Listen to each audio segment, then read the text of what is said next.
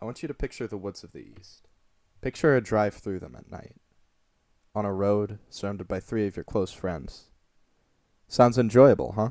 Serene, even.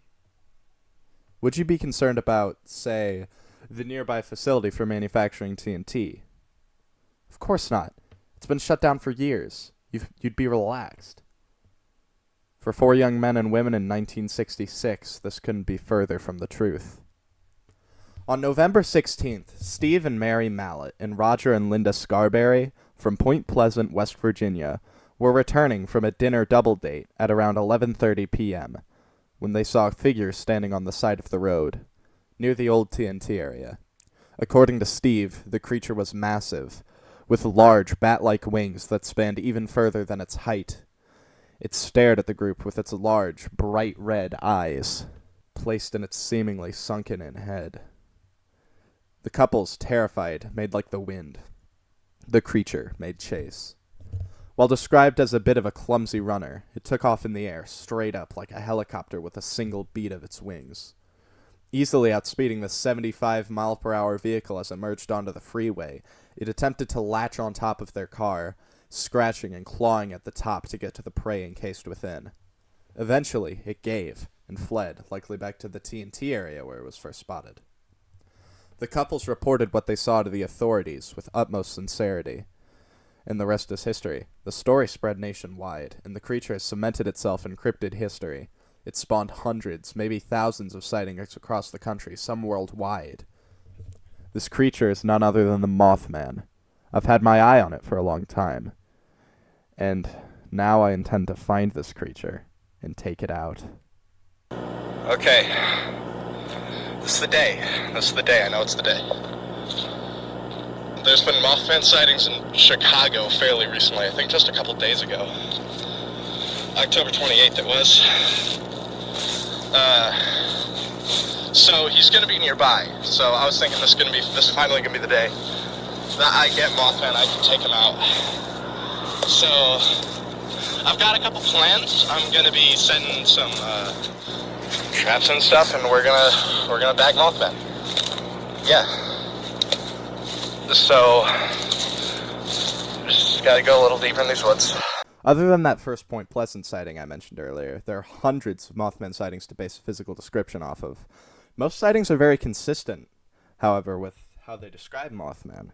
According to eyewitnesses, it stands at about 6 to 7 feet tall, with brownish-black fur and large wings, seemingly halfway between bird and bat, that span 10 feet.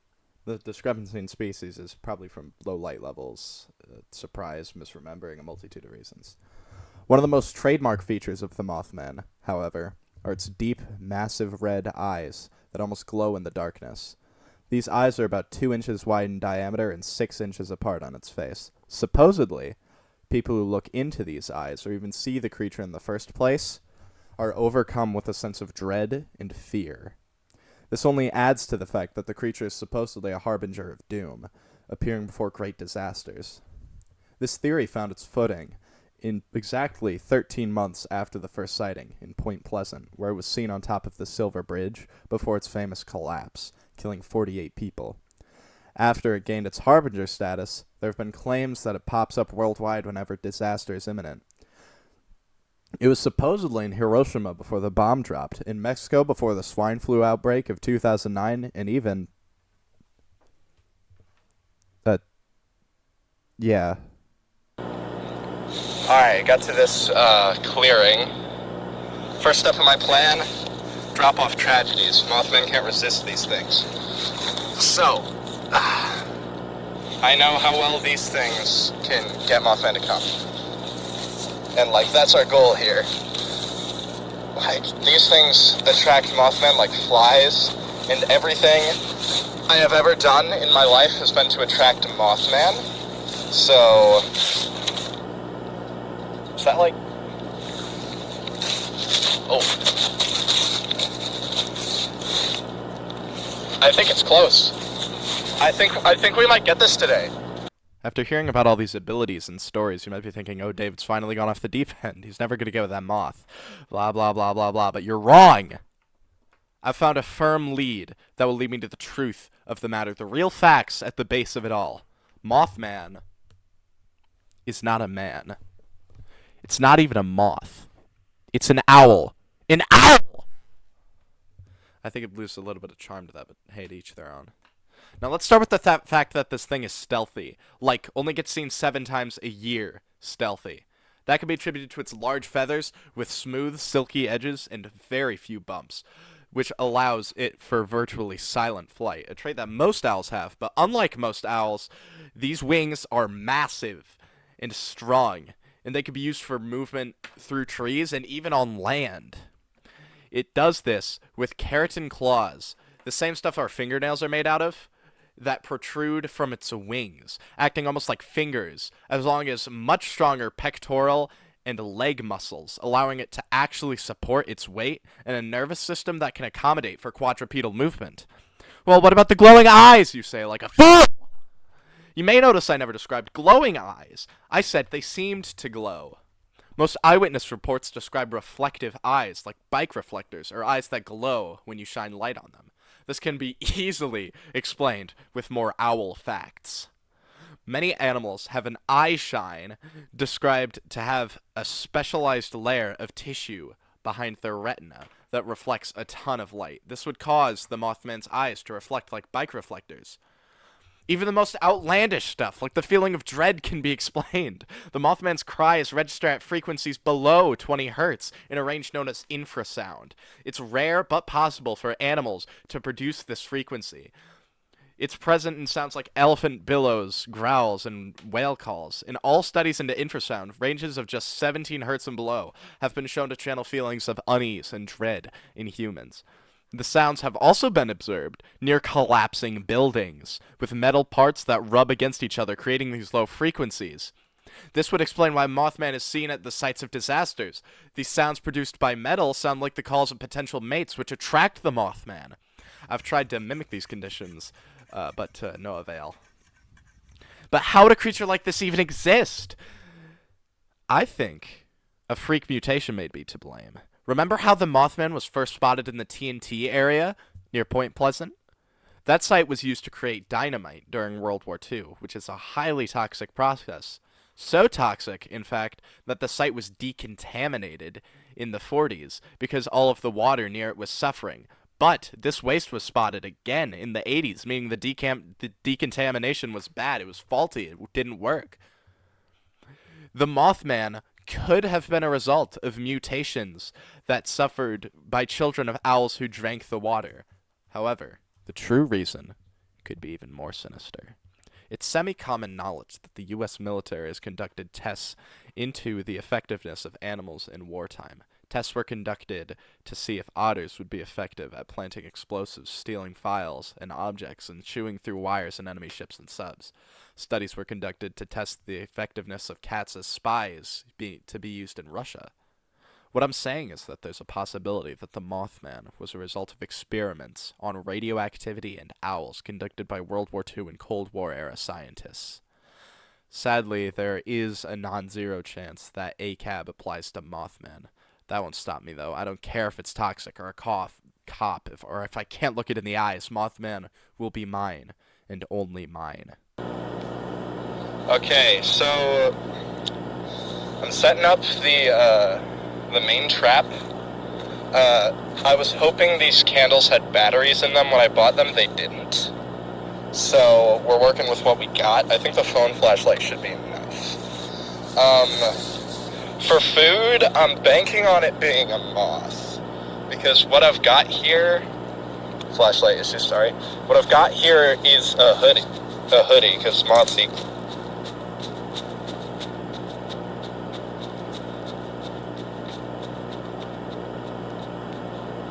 I think I heard running in this. I think we're actually gonna get this. Hold on, we might actually get this. And before you start saying, "Oh, David, you're crazy. You can't hear the Mothman." I'm not crazy, and neither is anyone else who saw Mothman.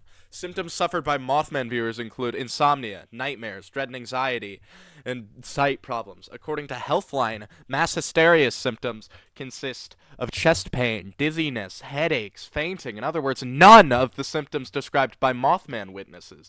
Additionally, the symptoms that are present in the eyewitnesses happen immediately after the sighting, especially in cases where the witnesses did not know anything about Mothman prior. Mass hysteria requires that the symptoms happen after the patient is told about them, like a placebo. So then why do witnesses experience these things before they even know what they can be? That's easy! That's so easy! It's the same reason all these abilities are rooted in factual biologic possibility. It's the same reason all these sightings have such consistent evidence. It's the same reason those couples in Point Pleasant went to the cops. It's the same damn reason I'm sitting here right now talking to you. Mothman is real. Mothman is real, and I'm going to have pizza for. Alright, just making final touches. I poured the wine, but since the candles didn't work, I overcompensated with more wine. And the Jesus candles here, because I don't know Mothman's thoughts on Christ, but I think we're about ready for whenever he shows up. We're probably going to have to do a lot of waiting. So I think I hear footsteps. Hold on. Oh my god, it's Mothman. Oh, we got Mothman. Hold on. No, it's cool. You finally came to the dinner I invited you to. Come on, have a seat. Yeah, come on. Here, just take your seat. Oh, no, like, sit down, dude. Sit down. On the chair. Alright, so, it's kind of insane that I finally met you. I've been, like, waiting for this for a long time, so, what do you like to do for fun? Because, like, I've been kind of on, like, I've been spending most of my time looking for you, of course, but...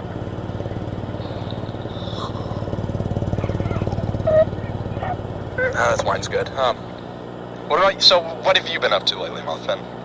I've heard you've been, in Chicago. What was it like, witnessing 9/11? Was that kind of... Oh, sorry. Well, anyway, I've got this, hoodie for you to eat, if you eat. No, you don't. So, anyway, are you about, like... You ready to chow down, I guess? Sip the wine, we can just talk for a while? Are you good? Like... I mean... Do you even know what to, Hey, that was $50, Mothman. You can... I'm not sure, Hey, you good? Like... Are you planning on... You gotta, like, go to the bathroom? I mean, sure, yeah, go. I'm not gonna hold you here if you gotta, like, pee, just pee and, like, come back. Yeah, you're good. Oh, and...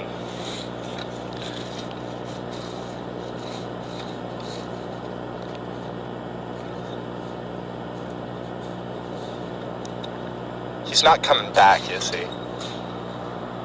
He's... Oh, God. Oh, God! Oh.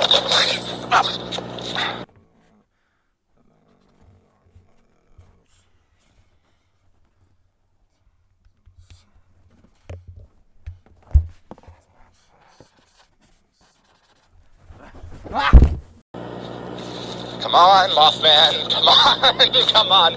Come on, Mothman. You can't hide from me forever. You cannot hide from me forever. We were meant to be. Come on, Mothman. I meant to have you. I've done all this work, haven't I? I mean, who else is... Come on, man. What'd that proboscis do? Like, give me a piece of the abdomen, man. Oh, I see you. You can't hide from me forever!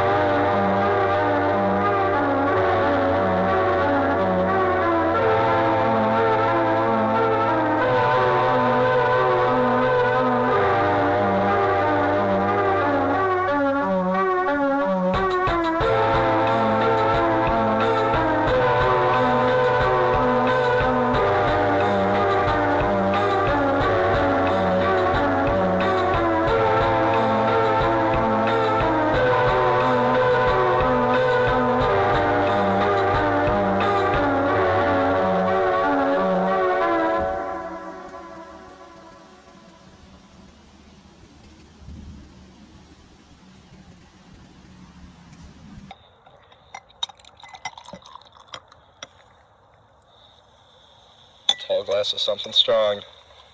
It's been a long day. Pass the Mothman wine. Okay, there we go. I love how there's just enough for 2 glasses. I made that with my body. To your body.